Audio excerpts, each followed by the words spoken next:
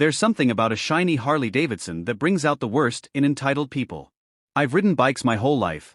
My Harley Fat Boy is my pride and joy, and I take care of it like it's family. I keep it polished, covered, and locked up in my garage. But recently, that bike became the reason I had the most ridiculous encounter of my career, with an HOA Karen who didn't realize who she was messing with. I'm a detective sergeant, and I often meet with the state attorney's office for case briefings. I live in a quiet suburban neighborhood, or it was quiet, until the HOA elected Karen as president. She's the type who thinks she's a law unto herself, and she loves reminding people that she runs the community. For months, she's been after me for the most absurd reasons, claiming my patrol car made the neighborhood look unsafe, complaining that I used non-approved plants, and once leaving a notice saying my motorcycle violated noise policy. It didn't. I never revved the engine past idle in the neighborhood. But her son? He's worse. A 22-year-old who's never worked a day in his life, drives a lifted truck with tinted windows, and struts around like he owns the world. This all happened one Thursday morning. I was home, getting ready for a meeting with the state attorney about an ongoing case. I had my laptop and files set up in the dining room, and I was waiting for a colleague to join me. Then, knock, knock, knock. I opened the door to see Karen's son, standing there with his phone out and sunglasses on. Yo, he says. You the guy with the Harley? Yes, I reply slowly. Why? I want to take it for a spin. I laugh, thinking he's joking. That's not happening. He smirks. My mom's the HOA president. She says all vehicles left outside are community property. I just stared at him. It's in my driveway, behind a locked gate. And it's mine. He shrugs. Then you better unlock it. I'll bring it back in an hour. I told him he had about 2 seconds to leave before I called the police, which was funny, because I am the police. He scoffed. You're gonna regret that. Then he stormed off down the street, phone in hand. 5 minutes later, I hear shouting. I step outside, and there's Karen, marching toward me in full Queen of the HOA mode, clipboard in hand. Karen, you had no right to threaten my son.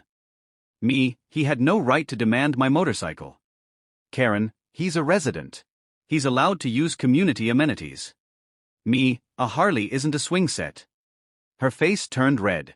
That vehicle is unapproved. I'm calling the cops. I nearly laughed out loud. Go ahead. And she did. Right there. In front of me. She dialed 911 and started ranting about a violent man threatening residents over an illegal motorcycle.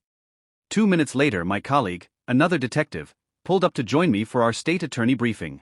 He steps out just in time to see Karen waving at the patrol car that responded to her own call.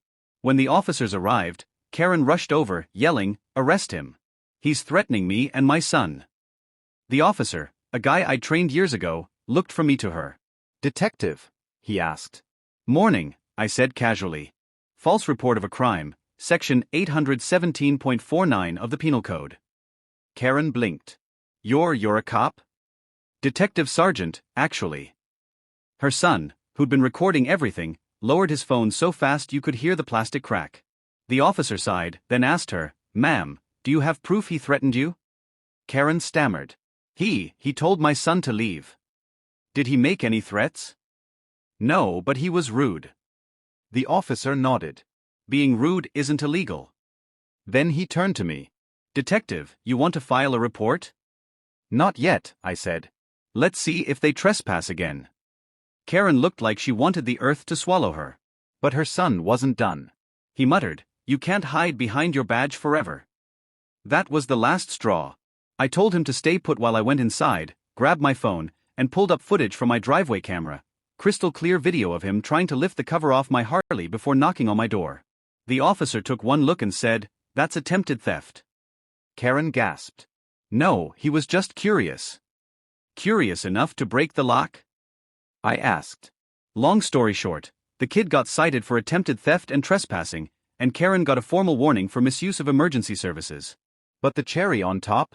The state attorney I was meeting with arrived right as the officers were finishing up.